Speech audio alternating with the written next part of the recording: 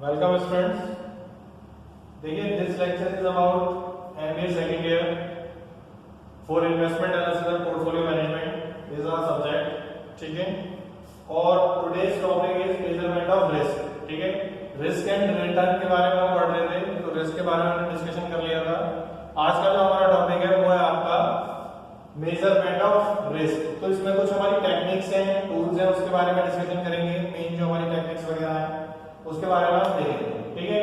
तो measurement of risk में आप आ जाइए। इसमें a number of techniques have been suggested by economist to deal with risk in investment proposals या एप्रेजल्स, ठीक है। जितने भी हमारे इन्वेस्टमेंट एप्रेजल्स हैं उसमें नंबर ऑफ टेक्निक्स से हम ये कैलकुलेट कर सकते हैं कि ये जो पर्टिकुलर इन्वेस्टमेंट हमने इस प्रोजेक्ट में करी है कितने टाइम पीरियड के बाद हमारा जो इन्वेस्टमेंट है वो हमें प्राप्त मिल जाएगा, प्लस हमारे जो इन्वेस्टमेंट है उस पर क्या रिटर्न है, उसके अकॉर्डिंग किस रिटर्न के अकॉर्डिंग वो हमें मिलेगा, इसके बारे में भी हमें क्या होगी, एक तरीके से जानकारी होगी, एक तरीके से हम उसके बारे में भी अवेयर होंगे, ठीक है।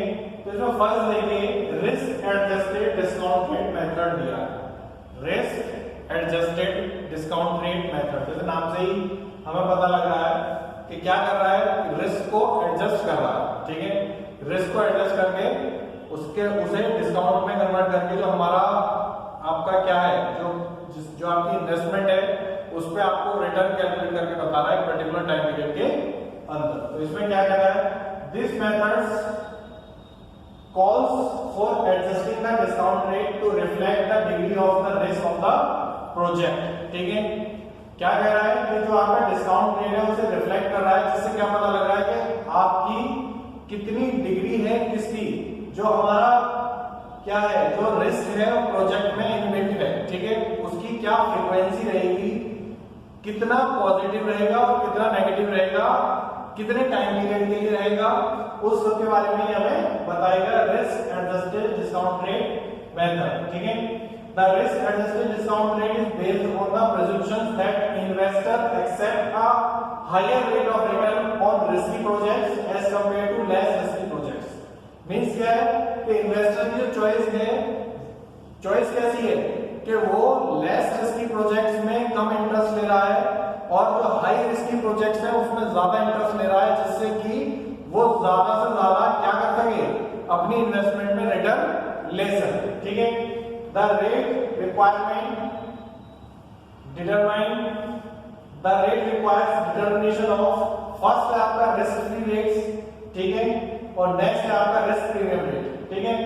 रिस्क फ्री रेट और नेक्स्ट रिस्क प्रीमियम रेट क्या होते हैं, risk free rate is the rate at which the future cash inflow should be discounted, ठीक है। क्या रिस्क फ्री रेट क्या होता है कि जिससे जो हमारा फ्यूचर कैश इनफ्लो हो रहा है उसे हम किस तरीके से डिस्काउंटेड करेंगे, उसे किस तरीके से हम रिटर्न करेंगे। नेक्स्ट आता है आपका risk premium rate at the extra return expected by the investor over the normal rate, ठीक है। जो नॉर्मल रेट ऑफ रिटर्न उसे मिल रहा है, ठीक है, उस पे वो कितना ज्यादा एक्सेप्ट कर रहा है कि मुझे जैसे 8% एनुअल से मुझे अपनी पर्टिकुलर इन्वेस्टमेंट पे रिटर्न मिल रहा था, तो पर्टिकुलर टाइम पे मार्केट की कंडीशन को देखते हुए मुझे जो मेरी इन्वेस्टमेंट है उससे कितना ज्यादा रिटर्न मिल सकता है पर्टिकुलर टाइम पीरियड के अंदर, तो वो चीज आती है आपकी risk adjusted discount rate method, ठीक है। नेक्स्ट आता है हमारा second, the certainty equivalent approach, ठीक है, द सर्टेनिटी इक्विवेलेंट अप्रोच। और ये क्या कहती है, इसमें देखिए according to this method the estimated cash flows are reduced to a conservative level by applying a correlation factor termed as certainty equivalent coefficient. The correlation factor is the ratio of risk less cash flow to risky cash flow, ठीक है। Means क्या है कि आपका the certainty equivalent approach क्या कहती है कि जो आपका जो कैश फ्लो कंपनी में एज अ इन्वेस्टमेंट आ रहा है, ठीक है, किस तरीके से आ रहा है, ठीक है, और जो इन्वेस्टर है हमारा वो कितना रिस्क ले सकता है और कौन सा इन्वेस्टर ऐसा है जो हमारे साथ रिस्क हमारे पर्टिकुलर प्रोजेक्ट में वो रिस्क लेने पे क्या है, इच्छुक नहीं है, ठीक है, उसकी वांट नहीं है कि वो इतना रिस्क ले, ठीक है। तो उस चीज को कंपेयर करने को क्या आते हैं, उस चीज को कंपेयर करके जो आपका रिस्क फ्री इन्वेस्टमेंट का एनालिसिस होता है वो आता है आपका सर्टेनिटी इक्विवेलेंट अप्रोच। मतलब हमारे जो इन्वेस्टर है उसे पता है कि कंपनी के पर्टिकुलर प्रोजेक्ट में मैं इन्वेस्ट कर रहा हूं और उस प्रोजेक्ट से मुझे इतने रेट ऑफ रिटर्न से मेरी इन्वेस्टमेंट में इतने टाइम पीरियड के बाद मुझे इतना रिटर्न मिल जाएगा, वो चीज आती है आपकी द सर्टेनिटी इक्विवेलेंट अप्रोच, ठीक है। नेक्स्ट आता है आपका सेंसिटिविटी एनालिसिस। सेंसिटिविटी एनालिसिस क्या कहता है आपका, इसमें देखिए the future is not certain and involves uncertainty and risk, ठीक है। आपको पता ही है जो फ्यूचर है वो सर्टेन नहीं होता और कुछ भी हो सकता है, फ्यूचर में उतार चढ़ाव आ सकते हैं, चाहे वो इंडिविजुअल का हो, चाहे वो कंपनी के से बात हो रही हो, चाहे वो किसी ऑर्गेनाइजेशन के से बात हो रही है, ठीक है। The cost and benefits projected over the life time of the project में turn out to be different, ठीक है। This deviation has an important bearing on the selection of a project. If the project can stand the test of changes in the future, affecting cost and benefits, the project would qualify for selection. The technique is find out this strength of the project is covered under the sensitivity analysis of the project. ठीक है, means क्या है, क्या कह रहा है, if the project can stand the test of changes in the future, ठीक है, means क्या है कि जो हमारा प्रोजेक्ट है जो फ्यूचर में अनसर्टेनिटीज हैं और जो हमने आपका टेक्निक लगाई है आपका सेंसिटिविटी एनालिसिस, तो सेंसिटिविटी एनालिसिस हमें ये एनालिसिस करके दे रही है कि particular project particular time period तक 3 इयर्स तक या 4 इयर्स तक उसके रिटर्न्स इतने हमारे कांस्टेंट रहेंगे, क्योंकि उसे क्या किया है, सेंसिटिविटी एनालिसिस से हम क्या कर रहे हैं, उसे टेस्ट ऑफ चेंजेस, जो फ्यूचर चेंजेस हैं उन पे हम उसे टेस्ट कर रहे हैं, ठीक है। जो हमारी प्री एज्यूम्पशंस हैं, जो हमारे फ्यूचर रिटर्न जो हमारे पास्ट रिटर्न्स कैलकुलेट हो रहे हैं, उन बेसिस पे हम उस चीज को कंसीडर कर रहे हैं कि मिनिमम रेट ऑफ रिटर्न तो ये प्रोजेक्ट इतना देगा ही देगा, जो अदर प्रोजेक्ट में रिस्क इन्वॉल्व है वो उससे कम, ठीक है। वो चीज आती है हमारी क्या, रिस्क एनालिसिस में, सॉरी सेंसिटिविटी एनालिसिस, ठीक है। रिस्क एनालिसिस तो सारे प्रोजेक्ट्स में कर रहे हैं। नेक्स्ट आते हैं आपकी, इसमें आपकी क्या होती है, आपकी पेसिमिस्टिक, मोस्ट लाइकली और ऑप्टिमिस्टिक, 3 कंडीशन होती है। पेसिमिस्टिक क्या है, निराशावादी, ठीक है, मतलब उन्हें लग गया कि भाई कुछ नहीं है, 4% का रिटर्न दे रहा है, मेरे बस की नहीं है, मैं नहीं इन्वेस्ट कर सकता। दूसरा मोस्ट लाइकली 4% रिटर्न दे रहा है लेकिन एटलीस्ट दे रहा है, सर्टेन है, मुझे कोई दिक्कत नहीं है, मैं कर सकता हूं। नेक्स्ट है ऑप्टिमिस्टिक, अरे ठीक है 4% भी दे रहा है, हो सकता है कि आगे 6% की या 8% की दे दे, क्यों, क्योंकि हम क्या कर रहे हैं, फ्यूचर बेस्ड प्रिजम्पशंस है हमारे पास, फ्यूचर बेस्ड अजम्पशंस है हमारे पास, तो हो सकता है भाई 8% दे दे, 9% दे दे, 10% दे दे, फ्यूचर तो सर्टेन नहीं है, हो सकता है 3% भी चला जाए तो कोई बात नहीं, मैं बियर कर लूंगा, वो चीज आती है आपकी ऑप्टिमिस्टिक। नेक्स्ट आता है आपका प्रोबेबिलिटी थ्योरी अप्रोच, ठीक है, इसमें ऐसा कुछ नहीं है, प्रोबेबिलिटी थ्योरी सब जानते ही हैं, प्रोबेबिलिटी थ्योरी क्या होती है, ठीक है, कि नंबर ऑफ प्रोजेक्ट्स हमारे पास होते हैं, उसमें से हम काउंट करते हैं, ठीक है, कि कौन सा प्रोजेक्ट सही है इन्वेस्टमेंट के लिए, कौन सा प्रोजेक्ट सही नहीं है इन्वेस्टमेंट के लिए, वो चीज आती है हमारी प्रोबेबिलिटी थ्योरी, ठीक है। इट मे बी ऑब्जेक्टिव और सब्जेक्टिव, ठीक, and objective probability is based upon a large number of observations under independent and identical conditions repeated over a period of time, ठीक है, और a subjective probability is based on personal judgment, ठीक है। in capital position the probability are of a subjective type since they are based on a single event, ठीक है। अब हो क्या सकता है आपका, it is subject to certain rules and they are, ठीक है, सर्टेन रूल्स है आपके, उसके अकॉर्डिंग हमारा प्रोबेबिलिटी थ्योरी चल रही है, ठीक है। बेसिक प्रोबेबिलिटी थ्योरम है, उसे पढ़ लेना एक बार, ठीक है।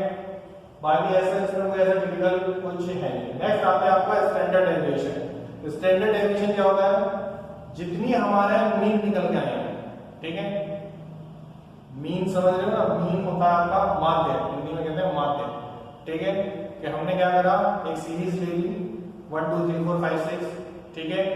जितने हमारी सीरीज में नंबर्स हैं, ठीक है, उन्हें ऐड कर लिया, डिवाइड कर दिया किससे, जो हमारे पास नंबर है सीरीज में कितने नंबर है टोटल नंबर से डिवाइड कर दिया, निकल के जो आया वो निकल के क्या आ गया, मीन निकल के आ गया, मतलब बीच की वैल्यू निकल के आ गई, ठीक है। तो स्टैंडर्ड डेविएशन क्या होता है, जितनी भी हमारी सीरीज है उन सब की मीन का मीन जो निकल के आएगा वो निकल के आएगा हमारा स्टैंडर्ड डेविएशन, ठीक है। इसमें देखिए subjective judgment of the decision makers plays a crucial role in practice to resolve the problem which may turn out to be imprecise or biased, ठीक है। इसमें आगे आते हैं there is no precise, the standard deviation is defined as the square root of the mean of the squared deviation of all the items from the mean and it is usual to denote it by a small p sigma, ठीक है। इससे आपका sigma ये वाला sign दे रखा है sigma. In the case of capital budgeting, this measure is used to compare the variability of possible cash flow of different projects from their respective mean or expected values, ठीक है। जितने हमारे पास projects थे उनकी कितनी life थी, कितनी investment थी, ठीक है। इन्वेस्टमेंट से लाइफ को डिवाइड करके जितना भी हमारे पास मीन वैल्यू आ रही है सारे प्रोजेक्ट्स की, और जिसकी सबसे कम आ रही है और जिसकी सबसे ज्यादा आ रही है उसमें से कौन सा हम सेलेक्ट कर रहे हैं, किस बेसिस पे सेलेक्ट कर रहे हैं, क्या रिटर्न दे रहा है, उस चीज को हम क्या कर रहे हैं स्टैंडर्ड डेविएशन में काउंट कर रहे हैं, ठीक है। नेक्स्ट आते हैं आपके, देखिए इसमें स्टेप्स भी दे रखे हैं। Compute the mean value of the possible cash flow, find out the deviation between the mean value and the possible cash flow, square the deviation, multiply the square deviation by the assigned probabilities to get the weightage, square deviation इस तरीके से इसे हम count करेंगे। Next आता है आपका coefficient of variation. अब कोएफिशिएंट ऑफ वेरिएशन क्या होता है इसके बारे में देख लीजिए। Standard deviation is expressed in the units of a original distribution and is called absolute measure of dispersion, ठीक है। Therefore absolute measure must be reduced to a form which is free from the original unit of the measurement, ठीक है। जो आपका standard deviation का result निकल के आया, ठीक है, उसे और वो कहां से आ रहा है आपका, किससे आ रहा है आपका, जो हमारे पास सर्टेन यूनिट्स हैं उसमें वो काउंट हो रहा है और उनसे निकल के आ रहा है, ठीक है। अब जो ओरिजिनल यूनिट्स हैं उनसे जो चीज वो फ्री हो जाएगी, ठीक है। जब ओरिजिनल यूनिट्स से निकल के जो हमारा रिजल्ट आएगा उस रिजल्ट को जब हम फ्री कर देंगे वो चीज हमारी किसमें आ जाएगी, कोएफिशिएंट ऑफ वेरिएशन, ठीक है।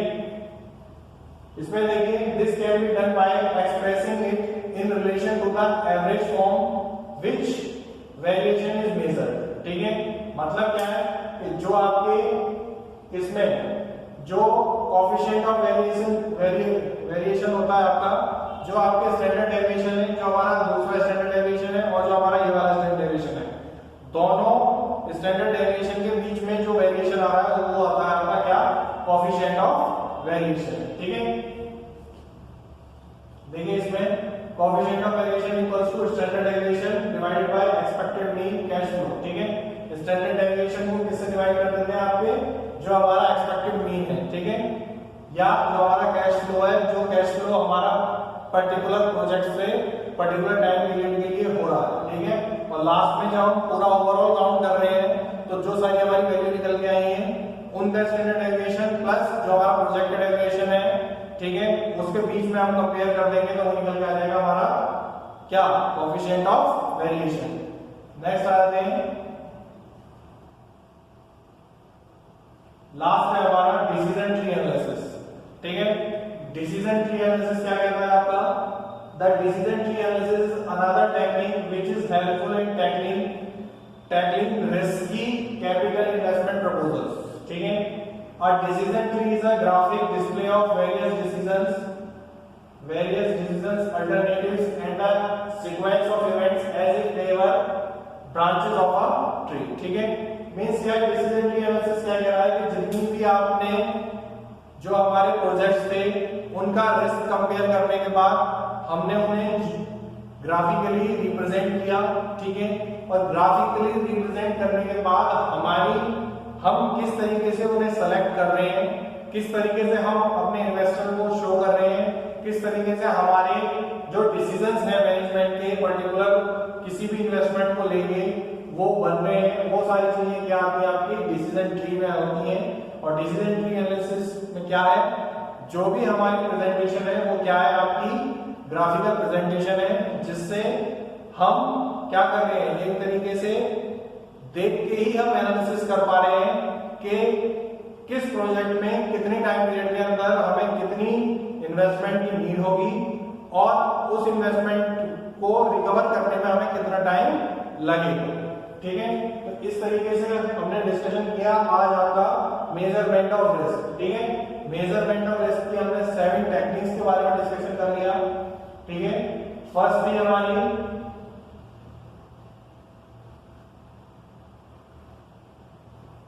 फर्स्ट था हमारा risk adjusted discount rate method, second था हमारा the certainty equivalent approach, third है हमारा सेंसिटिविटी एनालिसिस, फोर्थ था आपका प्रोबेबिलिटी थ्योरी अप्रोच।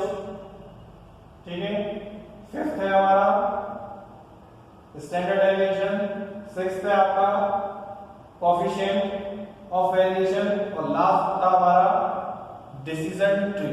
ठीक है, इस तरीके से हमने आपकी 7 मेजरमेंट ऑफ टेक्निक्स के बारे में डिस्कशन किया। और इससे पहले जो हमने लास्ट लेक्चर में डिस्कशन किया था आपका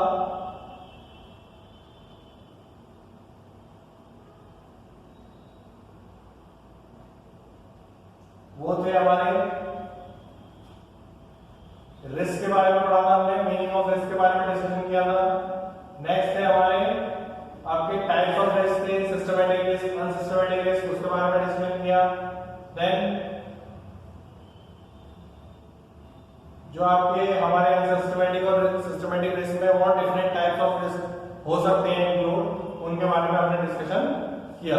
ठीक है, तो आज के जो सेशन है हम उसे यहीं एंड करते हैं। नेक्स्ट सेशन में हम नए टॉपिक के साथ बात करेंगे। ठीक है, वेरिएंस के बारे में हम डिस्कशन करेंगे, किस तरीके से वेरिएंस का डिस्कशन करना है। ठीक है, किस तरीके से वेरिएंस कंसीडर करते हैं उसके बारे में हम डिस्कशन करेंगे। ठीक है, तो आज का अपना सेशन हम यहीं एंड कर रहे हैं। ठीक, नेक्स्ट सेशन में मिलते हैं with new topic. So thank you friends.